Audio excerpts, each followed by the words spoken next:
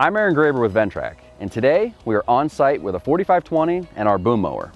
We're on the property of a relatively new home construction build, and as you can see, they've got a pond in their front yard. It's a pretty nice pond that they use for a bunch of different activities, so we're going to help them maintain it today. So we're going to take the boom mower, which as you can see has plenty of reach to do this property, and just kind of go around the pond, clean those areas up. They've also got on this property a few other challenges. So there are some areas of another lot that's adjacent that aren't maintained, and that's kind of encroaching in on them. And there's a creek that runs from the back to the front, and it kind of runs the perimeter of the property. So what we want to do is get rid of a lot of that vegetation that's encroaching in from the creek, open that up so they can see the creek, and so that they can maintain it a little bit easier into the future.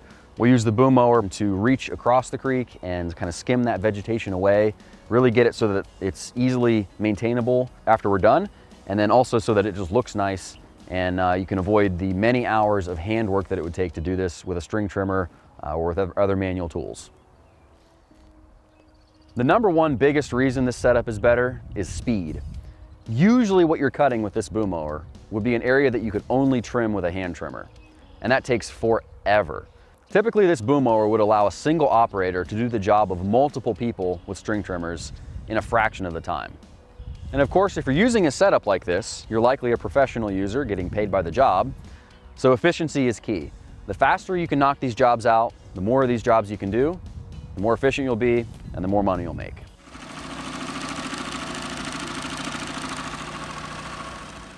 Now we're going to get straight to the work and show you how it functions.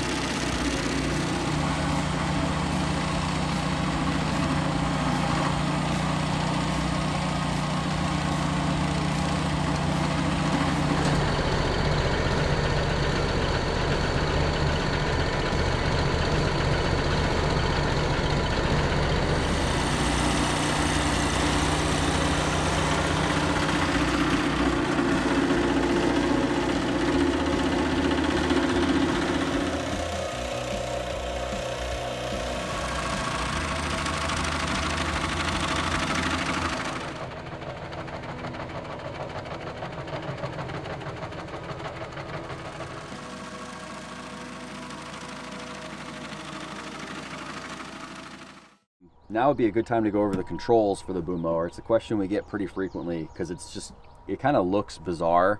How are you making it do all of the different movements that it does? So we are using a dual auxiliary hydraulic and a 12 volt. And then with the combination that gives you, you can control all the movements of the boom mower. So we're always running the attachment and float. I have it on weight transfer setting number 4 as well, which is probably what I would recommend. There's really no reason to go any less on weight transfer. So you leave the attachment in float, and then you can drive forward. I have a foot pedal on this tractor, which is kind of nice for this because you're using so many of the control buttons. You can drive forward with the SDLA or with your foot pedal, and then all of the movements of the boom mower are back on this secondary SDLA. So when I flip the 12 volt switch, I'm just going to move the key here, and you can see the red light up next to the cutter head. When I flip that switch on and off, you'll see the light go on and off. And when the light is on, you're concentrating your movements on the head, the cutter head. So if I move this SDLA, the secondary, to the right, that head will rotate like this, clockwise, and back to the left, rotate counterclockwise.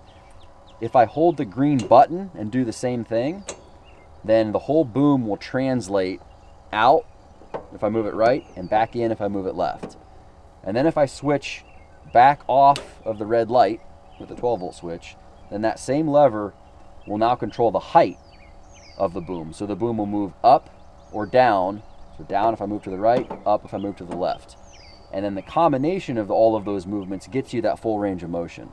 When the light is off, it's actually the same motion that you get when the green button is held down.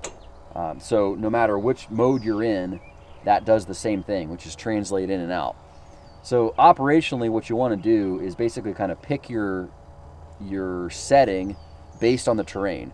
So going around the pond, When I can see that for the next 30 yards, there's a consistent grade and the angle of the pond bank is the same, I'll switch to the red light on, and then I'll rotate the head, the cutting head, so that it matches the angle of that, and then I'll switch that back off, and I'll only use the height and the translate, so that between the tractor movements and the height and translate, I can basically cruise for that next 30 yards and not have to change anything with the cutter head. When you're in situations that are like this, back in all this brush next to the creek and all the things that are more variable, you have to switch back and forth a little more often with that button.